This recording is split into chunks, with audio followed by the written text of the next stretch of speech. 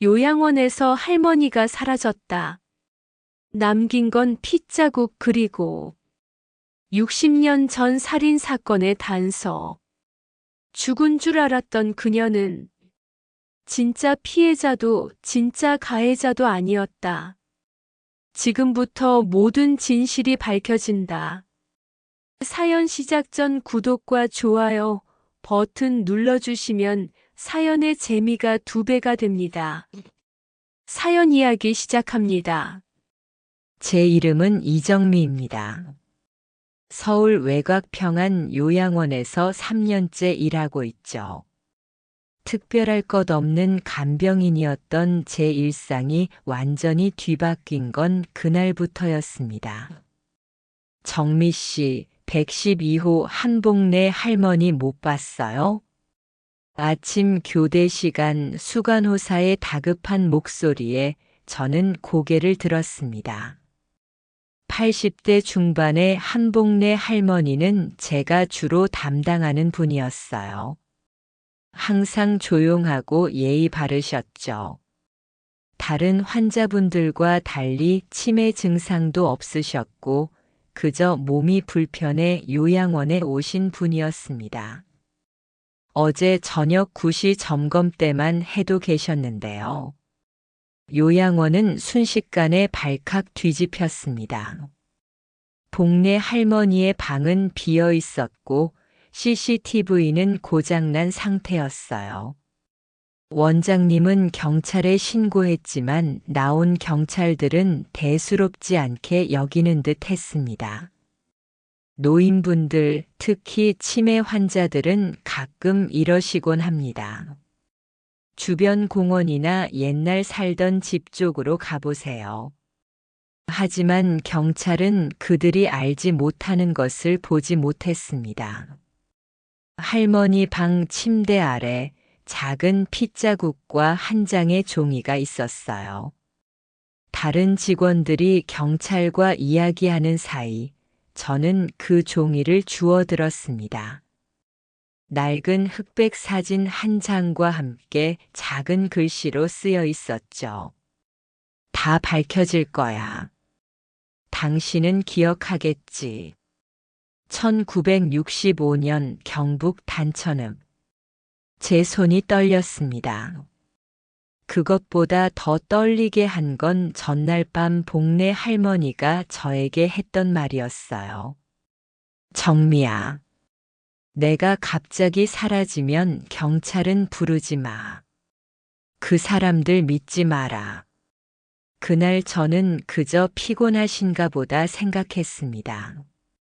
하지만 지금 그 말이 머릿속에서 울려 퍼졌습니다. 경찰이 돌아간 후 저는 그 종이와 사진을 원장님이나 다른 직원들에게 보여주지 않았습니다. 왜냐고요?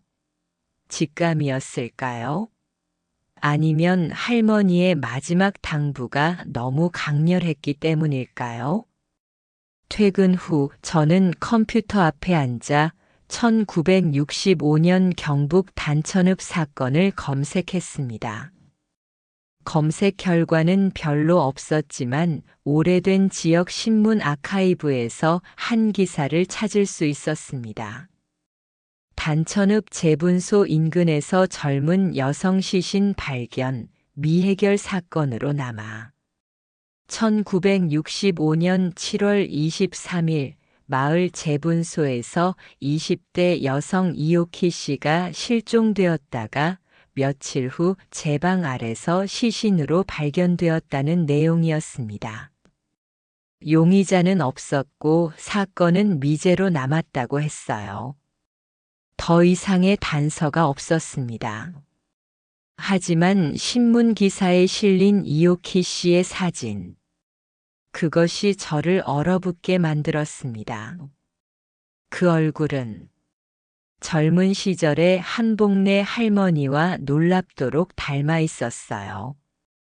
제 심장이 빠르게 뛰기 시작했습니다. 이건 단순한 실종이 아니었습니다. 요양원 데이터베이스에 접속해 한복래 할머니의 정보를 확인했습니다. 출생지 경북 단천읍. 나이 84세. 모든 것이 맞아떨어졌습니다. 다음 날 휴가를 냈습니다. 복래 할머니의 과거를 파헤치기 위해 단천으로 향했죠. 단천읍은 발전에서 뒤처진 곳이었습니다. 읍사무소는 낡았지만 다행히 오래된 기록들은 보존되어 있었습니다.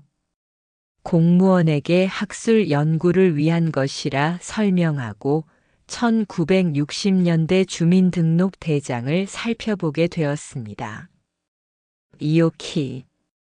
이오키 1960년대 초반 기록에서 그녀의 이름을 찾았습니다. 그리고 그 옆에 또 다른 이름이 있었죠. 한복래 마이너스 같은 동네, 같은 나이대, 친한 친구로 표시되어 있었습니다. 갑자기 머릿속에서 번개가 치는 듯 했습니다. 사진 속 이오키와 우리 복래 할머니가 닮은 게 아니었습니다.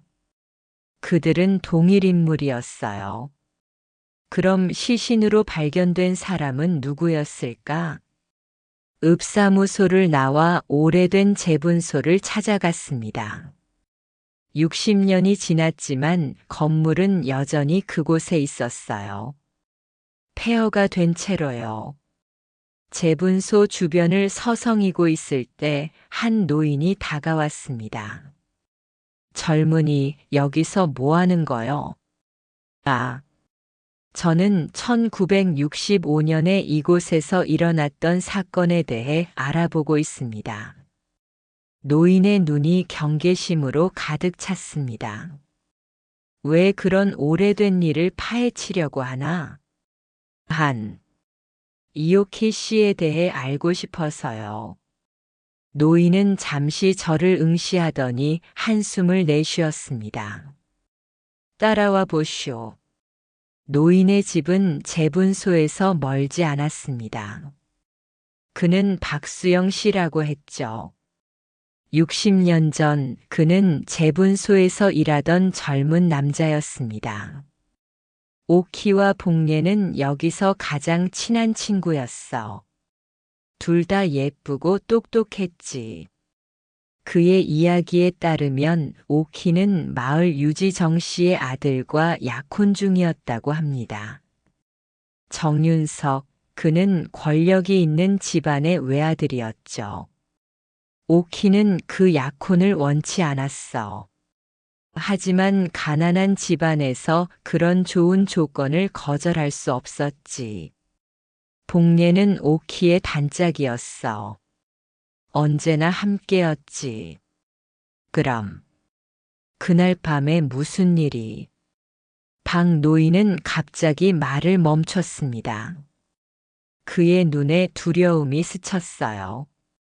젊은이, 그 일에 대해선 마을 사람들이 60년 동안 침묵해왔어.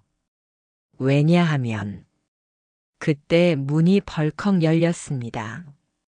노인의 딸로 보이는 중년 여성이 들어왔습니다. 아버지, 또 옛날 이야기하세요? 누구세요? 저는 사회복지사라고 거짓말했고 그녀는 의심스러운 눈빛으로 저를 쳐다보았습니다. 더 이상 이야기를 들을 수 없었고 저는 그곳을 떠나야 했습니다. 하지만 박 노인은 제게 작은 쪽지를 건넸습니다. 내일 오전 10시 옛 다리 밑에서 만나자. 그날 밤 마을의 유일한 여관에서 잠을 청하며 머릿속으로 퍼즐을 맞추려 했습니다. 요양원으로 전화를 걸어 동료에게 물었죠. 한복래 할머니의 오래된 사진. 혹시 파일에 있을까? 몇 시간 후 이메일로 할머니의 젊은 시절 사진을 받았습니다. 그리고 제 예상은 맞았습니다. 요양원 기록에 있는 한복래의 젊은 시절 사진은 신문 기사에 있던 이오키와 동일 인물이었습니다. 복래 할머니는 이오키였고, 그렇다면 죽은 것으로 알려진 시신은 진짜 한복래였을 가능성이 높았습니다. 다음 날 아침 약속 장소로 향했습니다. 박 노인은 이미 그곳에 와 있었습니다. 어제 다 말하지 못했네. 그날 밤에 무슨 일이 있었는지. 그의 목소리가 떨렸습니다. 오키는 정윤석과의 결혼을 피하고 싶어 했어. 그날 밤 재분소에서 윤석이 오키를 강제로 하려고 했지. 복래가 친구를 구하려고 달려왔어. 소란 중에 복래가 밀려 머리를 크게 다쳤어. 피가 많이 흘렀지. 노인의 목소리가 작아졌습니다. 오키는 복래가 죽었다고 생각했어.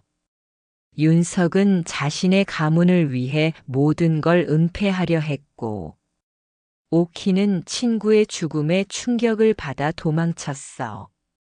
그리고 한복래로 살기 시작했군요. 제가 그의 말을 이었습니다. 노인이 놀란 눈으로 저를 바라봤습니다. 맞아. 오키는 친구의 이름으로 새 삶을 시작했어. 하지만 진실은 뭐죠? 윤석이 복래의 시신을 제 방에 버렸어. 그리고 그것이 오키의 시신이라고 모두에게 말했지. 아무도 의심하지 않았어. 정씨 가문의 말을 누가 의심하겠어? 충격적인 진실이 제 앞에 펼쳐졌습니다. 한복래 할머니, 아니 이오키 씨는 자신이 친구를 죽게 만들었다는 죄책감을 안고 60년을 살아온 것입니다. 그리고 이제 누군가가 그녀의 비밀을 알아냈습니다. 정윤석은 지금 어디에 있나요? 그는 아직 살아있어. 지금은 마을에서 가장 큰 회사를 운영하는 이사장이야. 하지만 최근 치매가 시작됐다고 들었어. 모든 것이 명확해졌습니다. 정윤석의 기억이 흐트러지면서 그의 죄악도 함께 표면으로 떠오른 것입니다. 그리고 그는 오키, 즉 복래 할머니를 찾아냈습니다. 요양원으로 돌아왔을 때 큰 소식이 기다리고 있었습니다. 복래 할머니가 사흘 만에 돌아오셨다는 거예요. 하지만 그녀는 어디에 있었는지 말하지 않았고, 원장님은 그저 치매 증상이 심해진 것으로 생각하고 있었습니다. 복래 할머니의 방으로 달려갔습니다. 할머니. 그녀는 창가에 앉아 계셨습니다. 제가 들어가자 고개를 돌렸습니다. 정미야. 어디 갔다 왔니? 제가 입을 열기도 전에 그녀가 말을 이었습니다. 단천에 갔었지? 다 알고 있단다. 할머니의 눈에선 눈물이 흘렀습니다. 정미야, 60년 전의 비밀을 파헤치느라 고생했구나. 내가 이제 모든 걸 말할게. 그녀는 천천히 그날의 이야기를 들려주셨습니다. 박 노인의 말과 대부분 일치했지만 한 가지 중요한 차이가 있었습니다. 복래는 내가 죽인 게 아니야. 윤석이 그랬어. 복래가 나를 구하려다가 윤석이 그녀를 밀쳤고 복래는 머리를 심하게 부딪혔어. 피가 너무 많이 흘렀어. 할머니의 목소리가 떨렸습니다. 그날 밤 이후 나는 이오키로 살 수 없었어. 윤석은 모든 걸 은폐했고 내가 죽었다고 발표했지. 나는 복례의 이름으로 도망쳤어. 아무도 묻지 않았어. 전쟁 후라 많은 사람들이 신원을 바꿨거든. 그럼 최근의 협박은? 윤석이야. 그가 요즘 치매 증상이 있지만 과거 기억은 선명해. 그는 최근 나를 찾아냈고 돈을 요구했어. 내가 그와 마주하기 위해 단천으로 갔었어. 하지만 갑자기 할머니의 방문이 열렸습니다. 키가 크고 나이든 남성이 나타났습니다. 그의 눈에는 분노가 가득했습니다. 오키. 아니, 복례라고 불러야겠군. 제 등골이 오싹해졌습니다. 정윤석이었습니다. 어떻게 여기까지?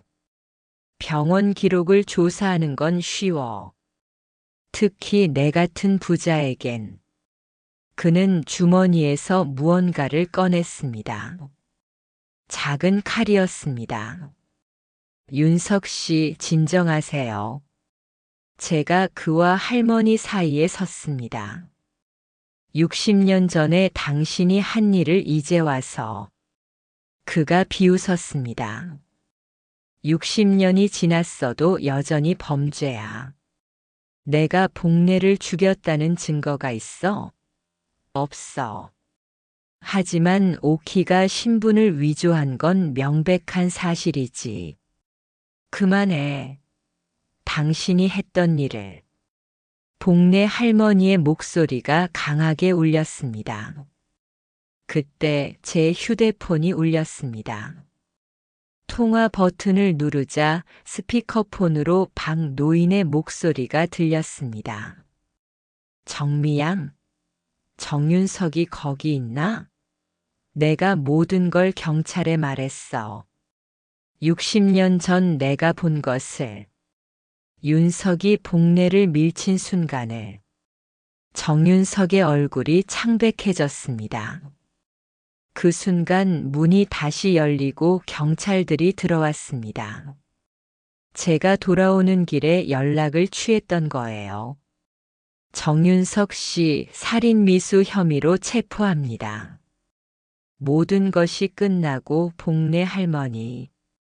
아니, 이오키 씨는 자신의 진짜 이름을 되찾았습니다. 60년 만이었죠. 법정에서 정윤석은 자신의 범죄를 인정했습니다. 치매가 시작되면서 그의 죄의식이 표면으로 떠올랐던 겁니다. 결국 그는 징역형을 선고받았습니다. 사건이 언론에 공개되자 단천 사람들은 충격에 빠졌습니다. 60년 동안 숨겨진 비밀이 드러난 것이니까요. 그리고 저는 오키 할머니와 함께 새로운 요양원으로 이사했습니다. 그녀가 원하는 곳으로요. 정미야, 내가 아니었다면 나는 영원히 복례로 살다 죽었을 거야. 햇살이 비치는 베란다에서 오키 할머니는 웃으며 말했습니다. 할머니, 그때 친구분을 지키려 했던 것도 용기 있는 일이었어요. 아니, 나는 그저 도망쳤을 뿐이야. 진짜 용기는 진실을 마주하는 거지. 내가 그랬던 것처럼. 그녀의 눈에는 눈물이 맺혔습니다. 하지만 그것은 슬픔의 눈물이 아니었습니다. 이제야 정말로 자유로워졌네. 60년 만에 바람이 불어왔고 할머니의 하얀 머리카락이 춤을 추었습니다. 그리고 저는 알았습니다. 때로는 진실이 고통스럽더라도 그것을 마주하는 것만이 우리를 진정으로 자유롭게 한다는 것을요. 사연 재미있게 들으셨나요? 구독과 좋아요 잊지 마시고요. 다음 영상으로 더 재미있는 사연 가져오겠습니다. 감사합니다.